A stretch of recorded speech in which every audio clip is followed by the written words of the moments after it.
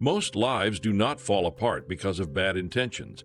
They fall apart because of a specific kind of internal gravity, an excessive self-focus that feels, to the person experiencing it, like simple honesty or high standards.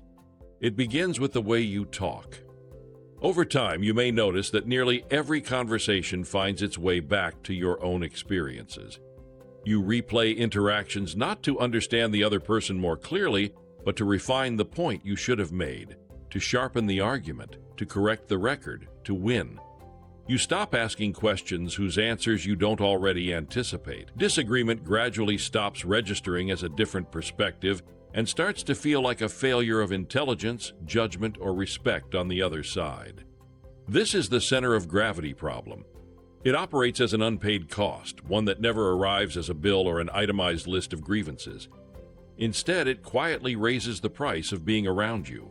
Not suddenly, not dramatically, but increment by increment, interaction by interaction. And because each increase is small and reasonable on its own, the person generating the cost is usually the last to notice it. At first, nothing seems obviously wrong. You remain competent, intelligent, and well-intentioned. From your own perspective, you are simply being principled. Yet something subtle begins to shift in the people around you. They explain themselves less. They share their inner lives more cautiously. Invitations become less frequent. Eventually, without any dramatic conflict or clear point of rupture, your life begins to feel smaller. Not shattered, just narrowed.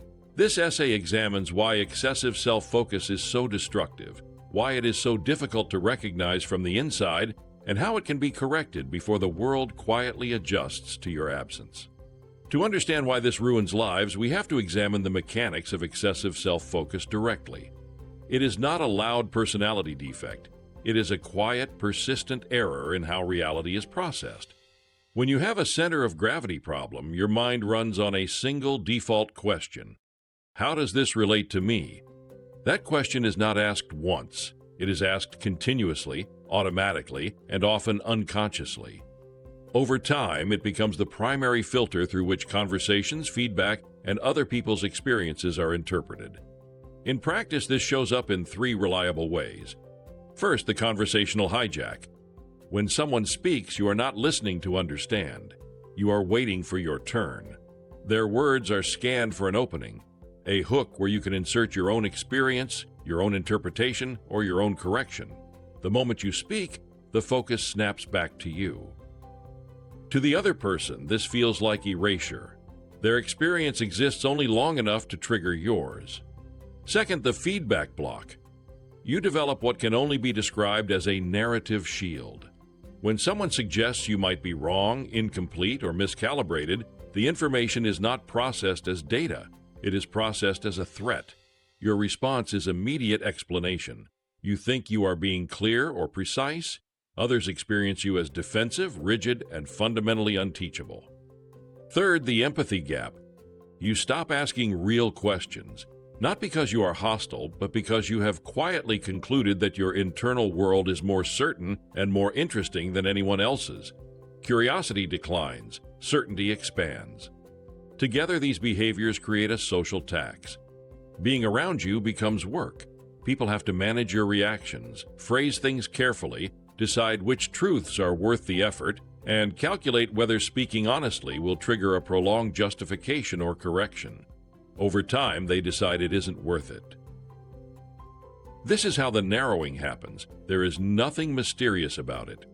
People do not leave because they are too sensitive. They leave because the cost of your company has begun to exceed the benefits. What remains is a hall of mirrors, an environment where the only voice you consistently hear is the echo of your own certainty. When the psychological center of gravity in a conversation, a relationship, or a group shifts too heavily toward one person's identity, opinions, values, or moral certainty, everything else must either orbit around that person or withdraw entirely. At first, the imbalance is subtle. Over time, it becomes structural. Eventually, it becomes suffocating. This problem does not usually appear as loud arrogance. It often manifests as chronic self-referencing combined with unshakable certainty. Conversations repeatedly route back to the self. Other people's experiences become prompts for one's own stories. Differing opinions are experienced as challenges rather than perspectives. Feedback is met with explanation rather than reflection. This unshakable certainty is what intensifies the effect. When beliefs fuse with identity, disagreement no longer feels like disagreement. It feels like a threat to the self. Changing one's mind begins to feel like losing one's footing or admitting a fundamental flaw in one's character. In this state, certainty feels protective. It even feels like a virtue. The internal feeling of righteousness is often mistaken for evidence of correctness. In reality, it is frequently evidence of identity protection. When the self feels threatened, the mind generates certainty automatically, much like the body generates adrenaline. The experience feels convincing precisely because it is defensive. This is why the pattern is so difficult to see from the inside. The person involved is often sincere. They believe they are being honest, principled, or courageous. Their intent feels noble, and noble intent acts as a shield that prevents them from scrutinizing their own behavior. But here is the hard truth. Intent does not determine impact. A person can be well-intentioned and still be incredibly destructive. In fact, sincerity can make the pattern more dangerous because it reduces your openness to self-correction. Let's consider a clear illustration of this through the later career of Henry Ford. Ford was not an unintelligent man, and he wasn't a villain. He was a visionary whose innovations transformed modern life. Yet his later years demonstrate how identity-driven certainty can undermine even extraordinary success. Ford's sense of self became deeply fused with his greatest creation, the Model T. What began as justified pride hardened into a rigid, impenetrable wall. When engineers and advisors, including his own son Edsel, suggested that consumer preferences were changing and that the car needed updates, Ford did not experience these suggestions as helpful feedback. He experienced them as challenges to his identity. To Ford, a request for adaptation felt like disrespect. An improvement suggested by someone else felt like a betrayal of his original vision. He famously insisted that customers could have any color they wanted as long as it was black. This wasn't just about manufacturing efficiency. It was a refusal to acknowledge any reality that did not originate with him. As competitors like General Motors adapted and innovated, Ford doubled down. He surrounded himself with yes-men and equated his own consistency with integrity.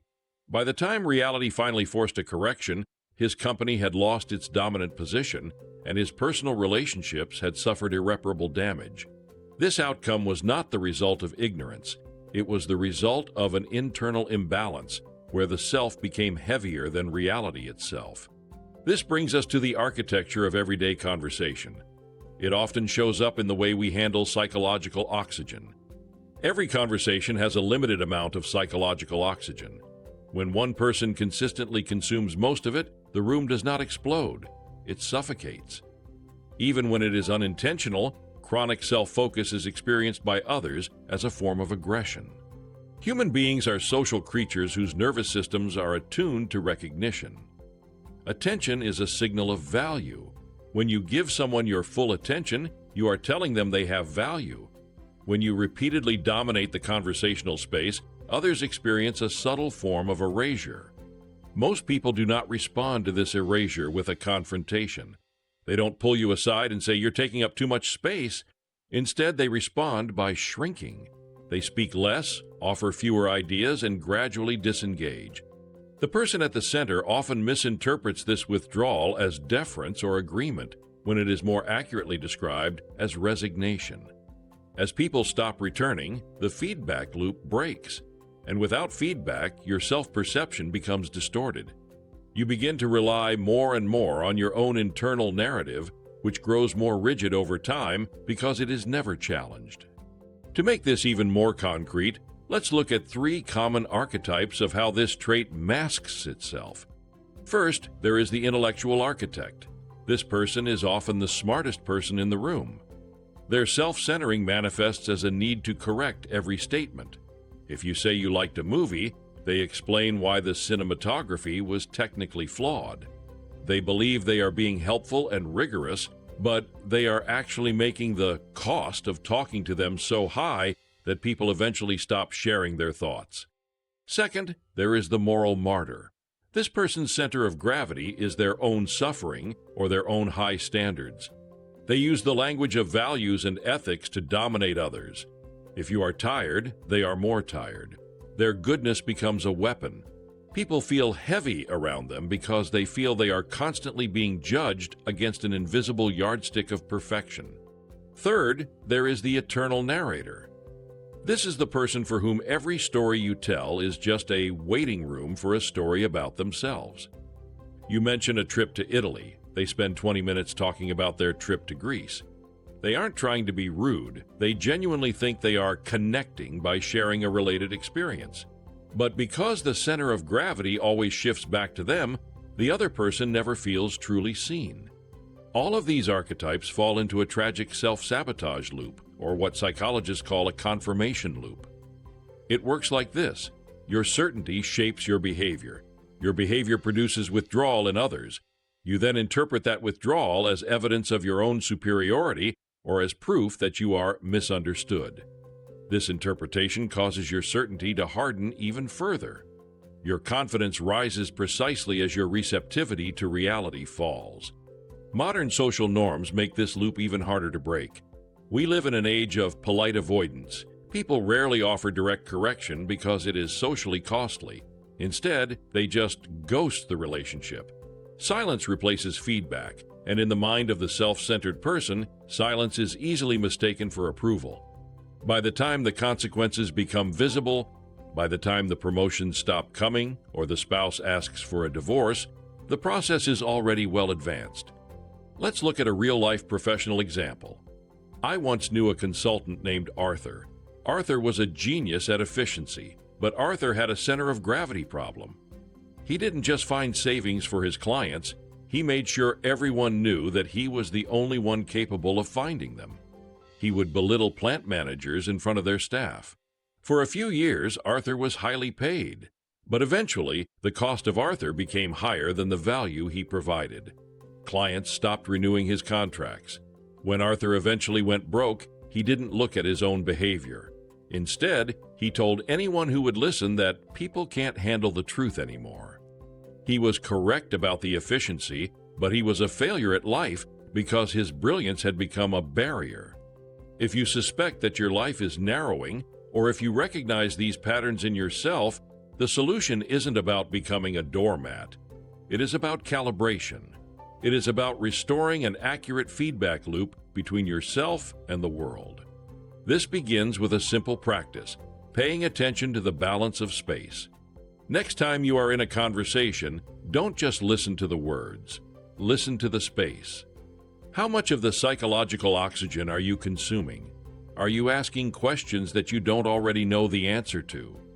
A genuine question creates a vacuum that allows another person to exist.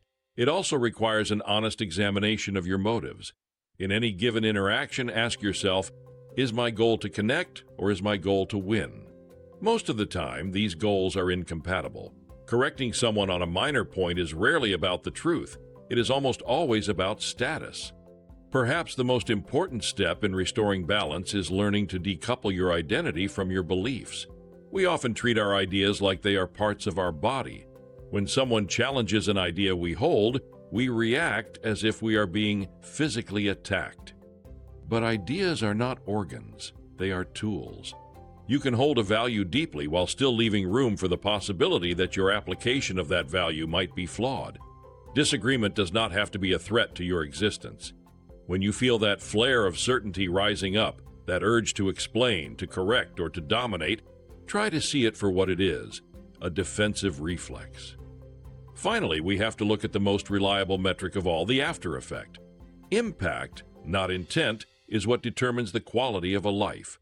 You can intend to be the most helpful, honest person in the world, but if the impact of your presence is that people feel smaller, heavier, or more tired, then you are failing. Do people leave their interactions with you feeling lighter and seen? If multiple relationships in your life have cooled at the same time, the common denominator is you. That is not an insult, it is data. And data is the only thing that can help you recalibrate your heading. Of course, we must be careful. This isn't a universal explanation for every social problem. The goal isn't constant self-surveillance or people-pleasing. The goal is simply accuracy. Sometimes you are the only one holding a high standard in a room full of apathy. If an honest examination of your life reveals that you are creating space and listening well, but others are still withdrawing, then the framework can be set aside. But for most of us, the problem is not that we are too small, it's that we've become so heavy with our own certainty that we've crowded everyone else out. Most harm in human lives is not caused by cruelty. It is caused by unchecked certainty in people who believe they are doing the right thing. It is possible to be correct and be alone. It is possible to be principled and be isolated. The fundamental question we must all ask ourselves is not whether we are a good person, but whether our goodness has become so heavy that it silences everyone else.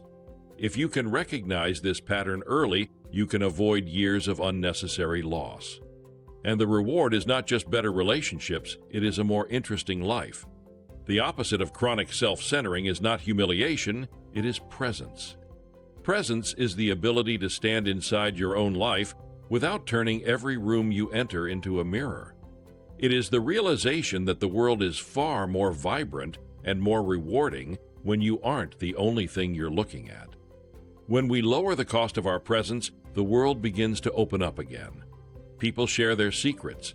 They offer their best ideas.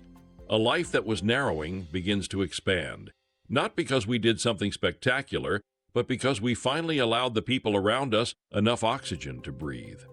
Your journey toward practical wisdom begins with clarity, and I am honored to walk that path with you. Together, we're building a world where wisdom is practical, accessible, and deeply human. If you enjoyed this video, like it, share it with others, and subscribe for more.